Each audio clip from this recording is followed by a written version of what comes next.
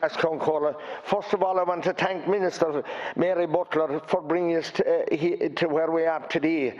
At least we're going to have a cap of 3 years on the family farm, like was on all residential properties.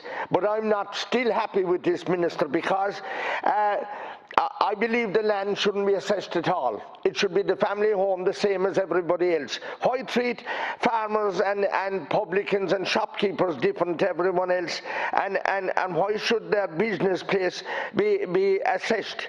And I'll just give you an example.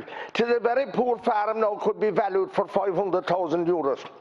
And to pay 7.5% of that, that would amount to 37,500 a year for 3 years. That would be €112,500 that the young fella or whoever takes on the farm will be responsible to pay back. I can tell you, Minister, if that young fella had to provide a house for himself and a mortgage and to pay back this loan, he wouldn't have much out of the work of 60 or 70 cows, and he'd be fairly hung down to the ground before he'd have it paid back. It's not right, Minister. The family farm should not be assessed, because in the first place, even though farms may be worth big money, they don't always generate big money. And that's what we have to know, to know here. And you see, you saying that family members must have been involved in the enterprise for the 3 years previous, 5 years previous, and that they must farm the farm for 6 years going forward. I mean, that's a fair commitment. And what we are denying here, or what we're not recognizing here properly, is that if farmers have a constant battle in their hands, long hours of manual work, red tape and regulations, and when they fight everything else, they have to contend with the weather. And many of them do finish up in bad shape, physically and maybe mentally as well. And you see,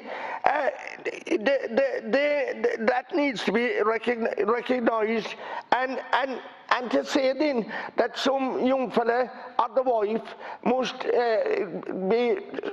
continue to farm. Maybe the children are younger, maybe they're going to school, maybe they have other, maybe apprentices or whatever, and it's very wrong to stop the farmer left behind of leasing the land, because that would generate money for them.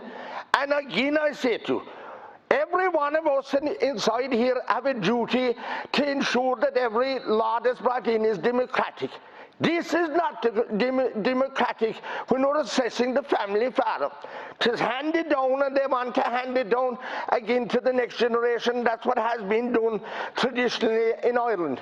But if we'll allow this to go ahead in this forum, and I'm appealing to you, Minister, and I respect you very much, because you have people in your minds at all times, but you need to consider this again. The family farm should not be part of the assessment. It's not fair, it's not right, it's not democratic.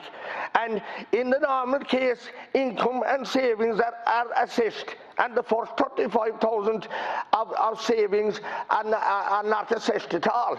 And I say to you that in many cases, farmers do not have €35,000 savings, because, as has been said here, many of them don't even make 20,000 a year.